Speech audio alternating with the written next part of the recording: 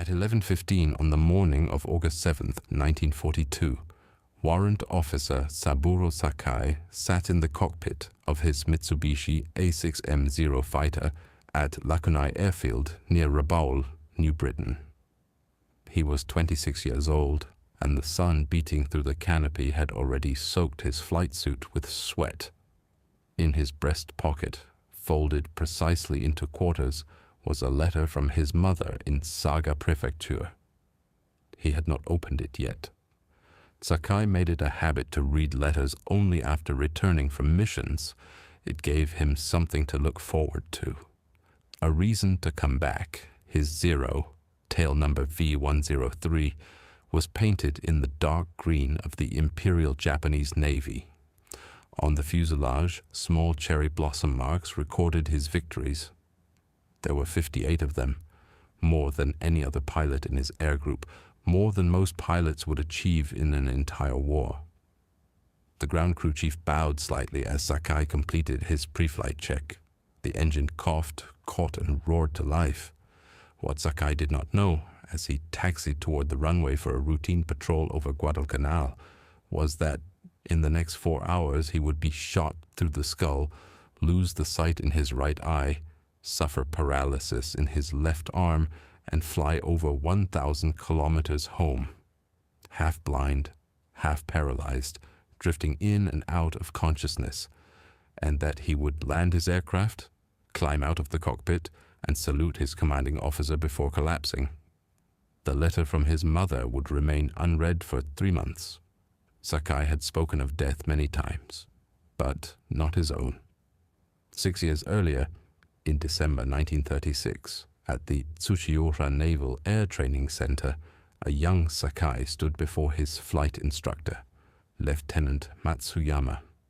Sakai had just failed a navigation exercise, his third failure that month. In the Imperial Japanese Navy, 3 failures meant expulsion. Matsuyama was 41 years old, a veteran of the first generation of Japanese naval aviators. He looked at the young recruit from Saga and saw something others had missed. "Sakai," Matsuyama said quietly, "you are the worst student I have ever trained. Your navigation is disgraceful. Your formation flying is sloppy. Your landings are dangerous." Sakai stared at the floor, waiting for the dismissal. "But," Matsuyama continued, "I have never seen a student with better eyes.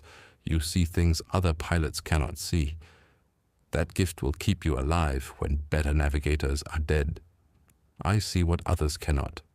That phrase would define Sakai's entire career. His vision, tested at far beyond normal range, would make him the deadliest pilot in the Pacific. And on August 7th, 1942, that same gift would nearly kill him. Matsuyama signed the paper keeping Sakai in the program. "Do not waste this," he said. "You have eyes that belong in the sky." Sakai never forgot those words.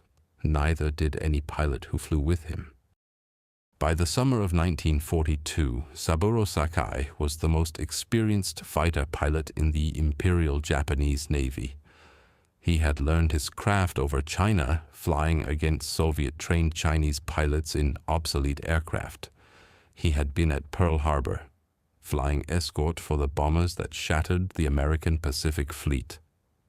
He had swept through the Philippines, the Dutch East Indies, and the Solomon Islands, destroying Allied aircraft with methodical precision. His victory count stood at 58 confirmed kills. Fighters, bombers, flying boats, each one recorded in his logbook with the date, location, and aircraft type. Sakai was meticulous. He did not claim victories he could not prove.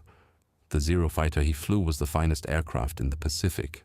Lightweight, maneuverable, with a range that exceeded anything the Allies could field, the A6M had established Japanese air superiority from Hawaii to Burma.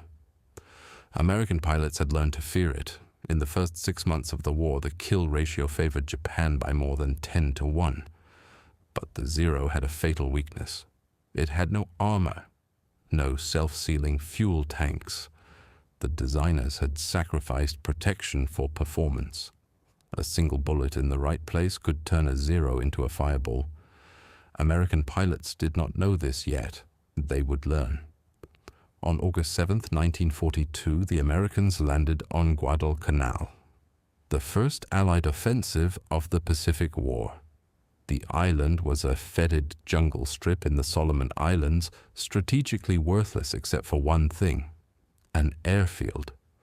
Whoever controlled that airfield controlled the air over the South Pacific. Admiral Isoroku Yamamoto, commander of the combined fleet, recognized the threat immediately. If the Americans established air power at Guadalcanal, Japanese expansion would halt. The war would become a grinding stalemate. Yamamoto ordered every available aircraft to Rabaul. Among them were 27 Zero fighters of the Tainan Air Group, the most elite unit in the Japanese Navy. Among those pilots was Saburo Sakai.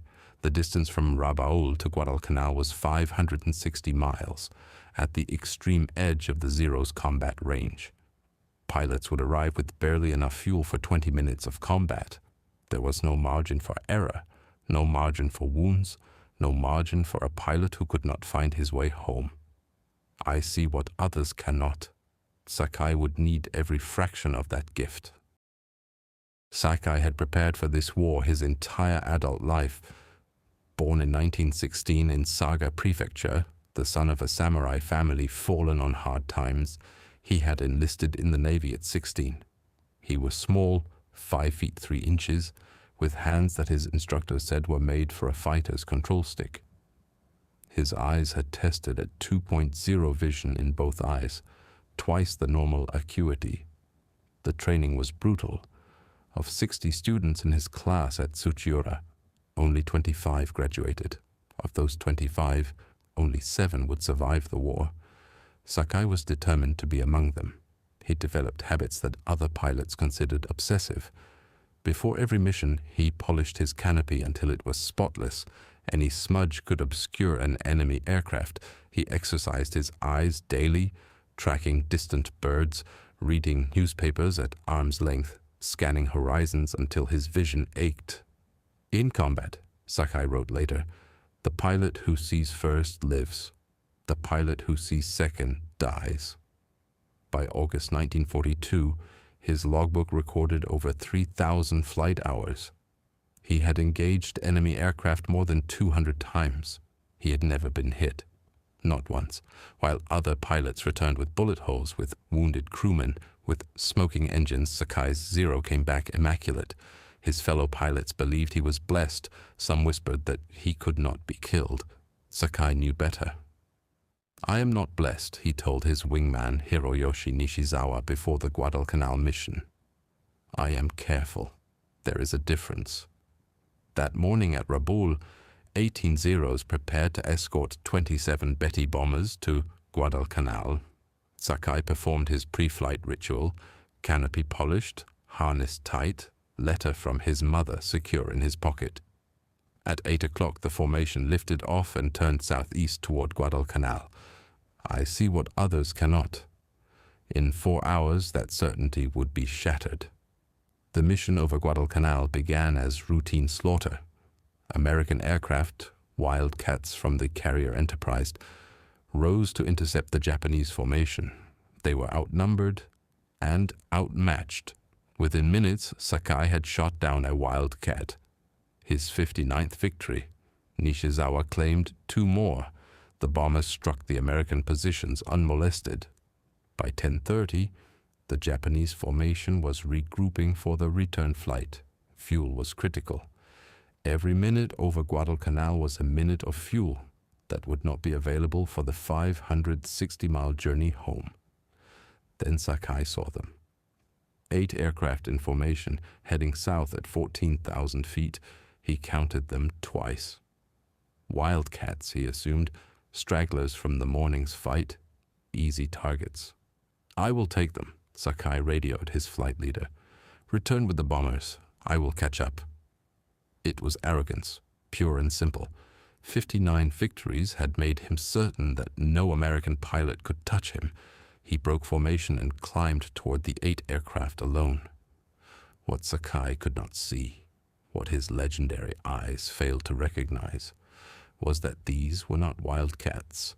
They were Grumman TBF Avengers, torpedo bombers, each one carrying a rear gunner with a .50 caliber machine gun. He had mistaken bombers for fighters. He was flying directly into 8 guns. I see what others cannot, but this time he had seen wrong. At 10:47, Saburo Sakai realized his mistake. The aircraft ahead were not fighters. The silhouettes were wrong, too bulky, too slow. He saw the greenhouse canopies of torpedo bombers, the gun positions in the rear. Too late. He was committed. Breaking away would expose his Zero's unarmored belly to 8 machine guns. His only chance was to attack, to kill the gunners before they killed him. Sakai pushed his throttle forward and dove. The first Avenger filled his gun sight. He pressed the trigger. His 20mm cannons tore into the bomber's fuselage. The aircraft staggered, smoke pouring from its engine. Then the world exploded. A .50 caliber bullet entered Sakai's canopy from the right side, passed through his skull above the right eye, and exited through the left side of his head.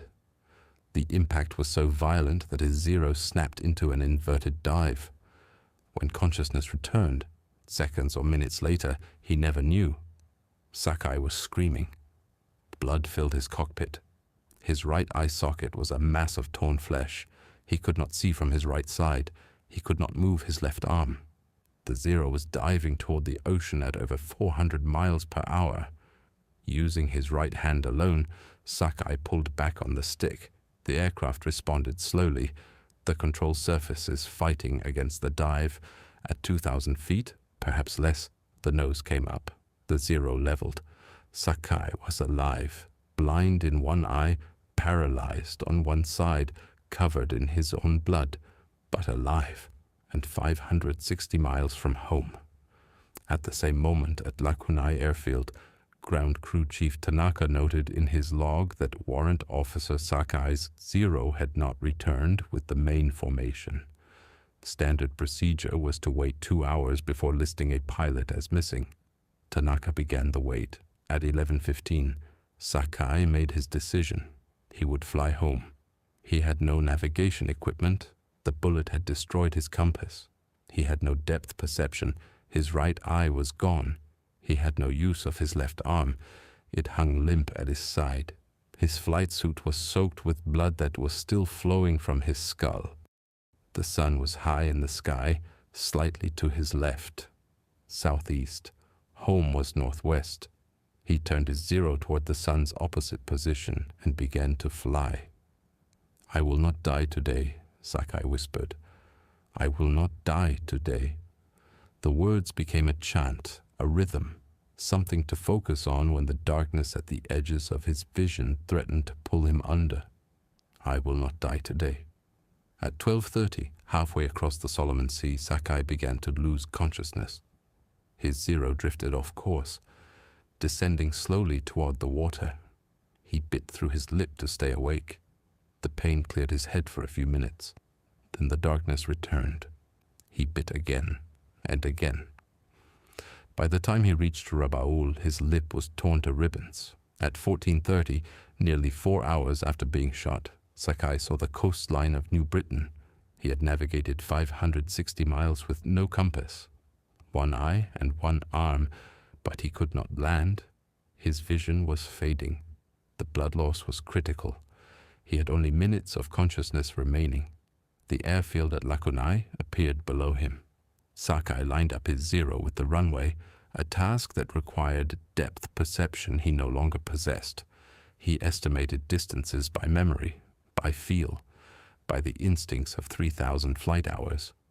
At 14:47, his Zero touched down. The landing was rough. The aircraft bounced twice, but it stayed on the runway. Sakai taxied to his hardstand, shut down the engine, and opened the canopy. Ground Crew Chief Tanaka was running toward him, his face white with shock at the blood-soaked cockpit. Sakai pulled himself upright. He raised his right hand in a salute, then he collapsed. The medical staff at Rabaul did not expect Saburo Sakai to survive the night. The bullet had destroyed his right eye completely. Bone fragments from his skull had been driven into his brain. His left arm was paralyzed from nerve damage. He had lost nearly a third of his blood volume. Surgeon Commander Horio operated for 4 hours, removing bone fragments, closing the wound, fighting to save what remained of Sakai's vision. When he finished, he told the air group commander, "If he lives until morning, he may survive, but he will never fly again." Sakai lived until morning. For 3 months he lay in hospital beds, first at Rabaul, then at Yokosuka Naval Hospital in Japan. The paralysis in his left arm slowly receded. His remaining eye compensated for the lost depth perception. He learned to judge distances by shadow and size rather than stereoscopic vision. In November 1942, doctors cleared him for limited duty. Not flying, his wounds were too severe for combat. He was assigned as an instructor at the Omura Air Group, teaching young pilots the skills that had kept him alive. But Sakai was not satisfied with teaching. For 18 months, he fought bureaucracy as fiercely as he had fought American pilots. He submitted medical waiver requests. He flew unauthorized training flights to prove his capability. He argued, pleaded, and demanded. In April 1944, the Imperial Navy relented. Saburo Sakai, now missing one eye and bearing a visible scar across his skull, was returned to combat duty. He was assigned to the 343rd Air Group, the Sword of the Pacific, flying the new N-1K Shiden fighter against American bombers over Japan. In the final year of the war, he shot down 6 more aircraft, bringing his total to 64 confirmed victories. Not once after his wounding was Sakai himself hit. After Guadalcanal, he wrote later, "I flew differently. I had learned that I was not immortal. That knowledge made me more dangerous, not less." On the morning of August 15th, 1945, Sakai was in his cockpit at Yokosuka, preparing to intercept American bombers when the order came to stand down. The war was over. He climbed out of his fighter for the last time. The letter from his mother, the one he had carried on August 7th, 1942, was still in his pocket. He had read it 1,000 times. He read it once more. "I see what others cannot." He had seen 64 aircraft fall from the sky. He had seen his own death approach and turned away from it. Now he would see what peace looked like. In the months after surrender, Saburo Sakai struggled to understand what the war had meant. He had killed dozens of men. He had watched friends die. Nishizawa, the second highest scoring Japanese ace, shot down over the Philippines. Ota, his wingman from China, killed at Midway. Of the original pilots of the Tainan Air Group, fewer than 10 had survived. For what? The cities were ash. The fleet was destroyed. The empire that had promised 1,000 years of glory had lasted less than 15. Sakai took a job as a printer's assistant. He earned barely enough to survive. He did not speak of the war. Then in 1953, an American journalist named Martin Kaiden contacted him. Kaiden wanted to write Sakai's story, not as propaganda but as truth, the story of a warrior who had fought honorably and survived. "I was afraid," Sakai admitted later, "afraid that telling the truth would make me a traitor. But the dead cannot speak for themselves. Someone must remember them. I will not die today." He had survived the war. Now he would ensure that others remembered it. In 1957, Martin Kaiden published Samurai, Sakai's autobiography. The book became an international bestseller, translated into a dozen languages. For the first time, Western readers encountered the Pacific War from the Japanese perspective. Sakai wrote of fear, of friendship, of the waste of young lives. He did not glorify war, he described it. More surprising were the friendships that followed. Harold Jones, an American pilot whom Sakai had shot down over Java in 1942, wrote to him after reading the book. The two men exchanged letters, then met in person. They became friends. Stanley Veitasa, the Wildcat pilot who had fought Sakai's unit at Guadalcanal, attended a reunion with Japanese veterans in 1987. He and Sakai shook hands. "We were enemies," Sakai said at that meeting.